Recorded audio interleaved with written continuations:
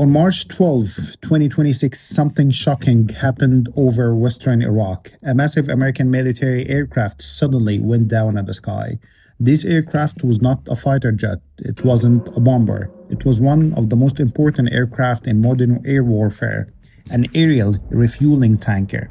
The aircraft was Boeing KC-135 Stratotanker, a plane that allows fighter jets and bombers to stay in the air for hours longer by refueling them mid-flight. Without these aircraft, long-range air operations simply cannot work. But during a mission connected to the growing conflict between the United States and Iran, one of these tankers crashed over western Iraq. All 6 American crew members on board were killed, according to U.S. Central Command. Almost immediately, confusion began. Some Iraqi militia groups claimed something very different. They said they shot down the aircraft, but the U.S. military strongly rejected that claim. American officials said the tanker was not destroyed by enemy fire. Instead, they say something else happened in the sky. 2 massive tanker aircraft were flying close together during an aerial refueling mission, and something went terribly wrong. What exactly happened? Was this true an accident, or could there be more behind the story? In this episode, we'll break down what really happened to the US tanker, why Iraqi militias claim they shot it down, and why this incident could signal a dangerous new phase in the regional war. The incident happened on March 12, 2026, during ongoing U.S. military operations connected to the war with Iran. American aircraft were flying missions across the region as part of a large campaign targeting Iranian military infrastructure.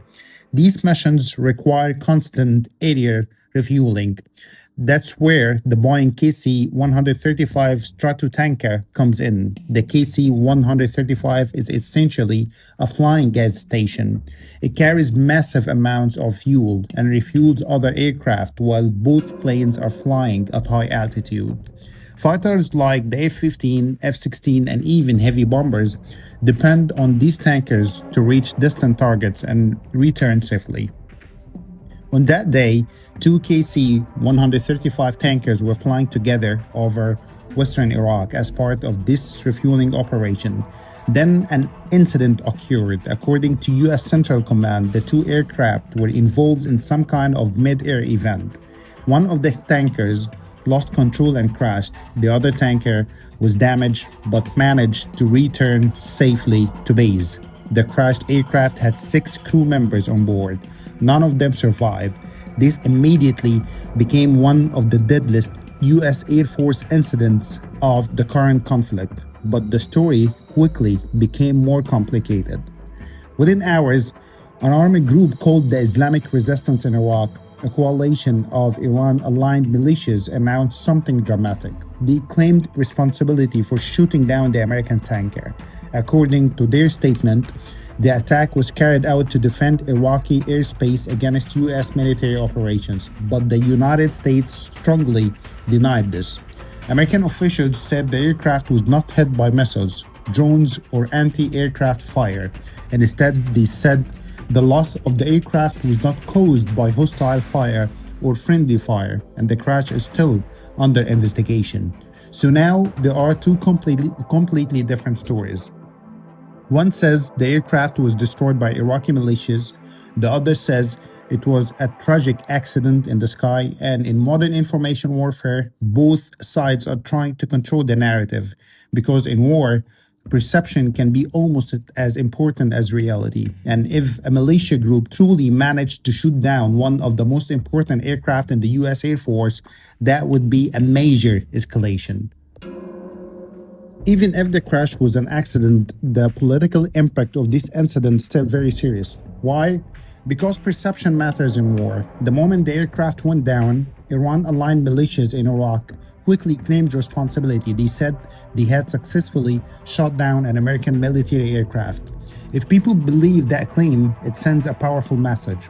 It suggests that militia groups in Iraq now have the capability to threaten U.S. aircraft operating in the region, and that would be a major shift. American tanker aircraft usually fly far from danger. They operate behind the front lines, protected by fighter jets and advanced radar systems. These aircraft are extremely valuable. They are not just support planes, they are the backbone of the American air power.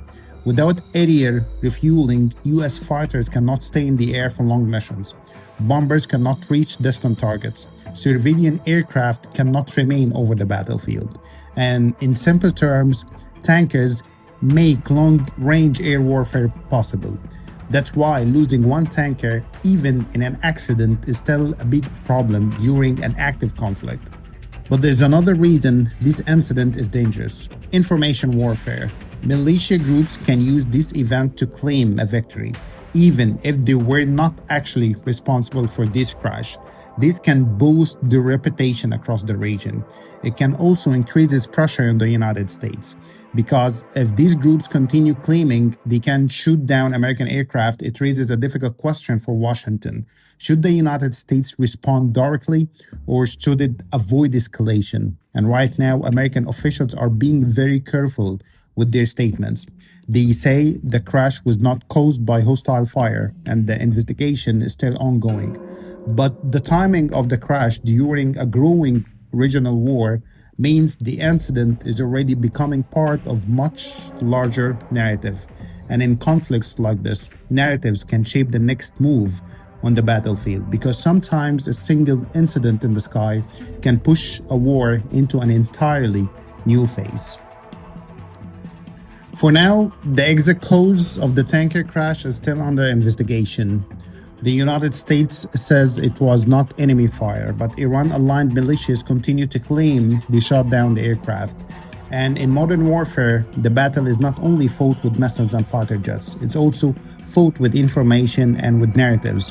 What really happened over western Iraq may become clear in the coming weeks, but one thing is already certain: the skies over the Middle East are becoming more dangerous by the day, and even a single incident like this can change the balance of an entire conflict. If you found this analysis helpful, do not forget to like the video, subscribe to the channel, and turn on notifications so you don't miss the next update on this rapidly evolving situation, because the next move in this conflict may already be underway.